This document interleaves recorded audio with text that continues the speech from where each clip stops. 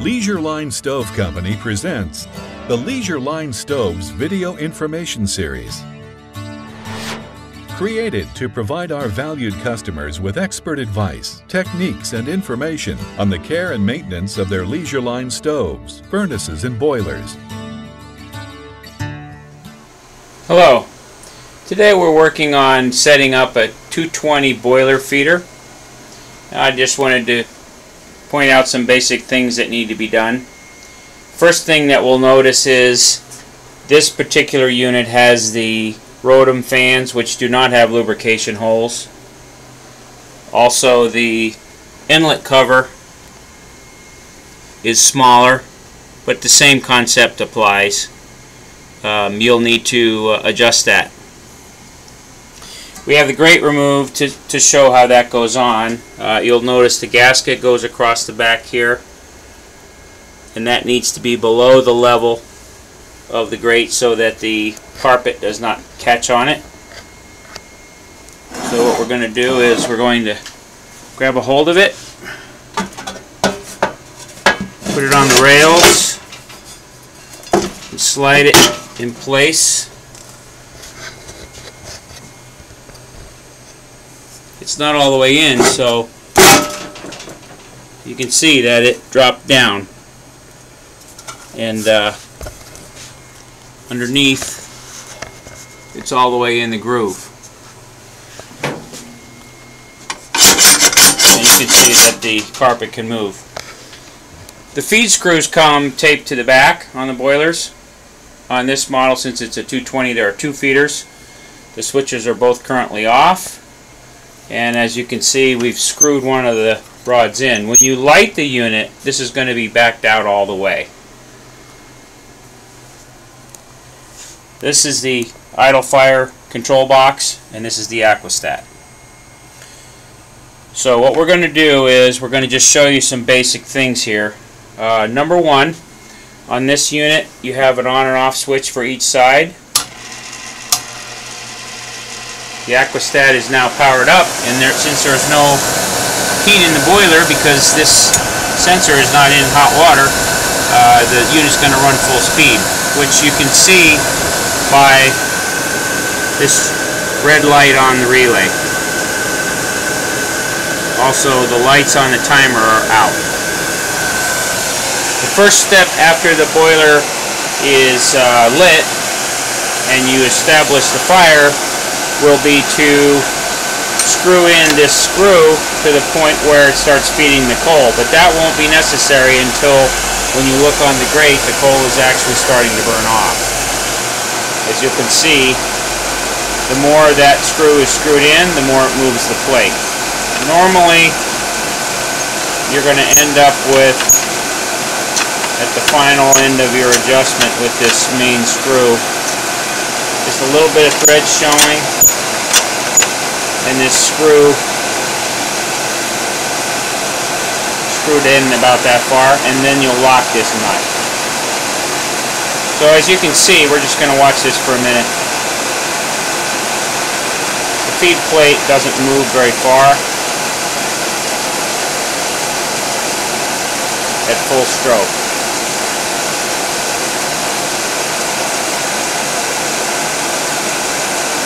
After the last adjustment of this rod, you're going to wait a full half an hour to make sure that you have your high fire set.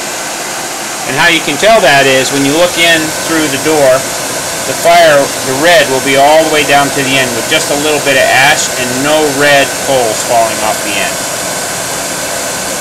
So once you've accomplished that, it's time to set the idle. Now during this process of setting up the high fire, you're going to want to have the thermostat in the house turned up so that the boiler runs continuously, otherwise you can't tell. If at any time during your adjustment this red light goes out and it starts idling, you have to dial up more heat.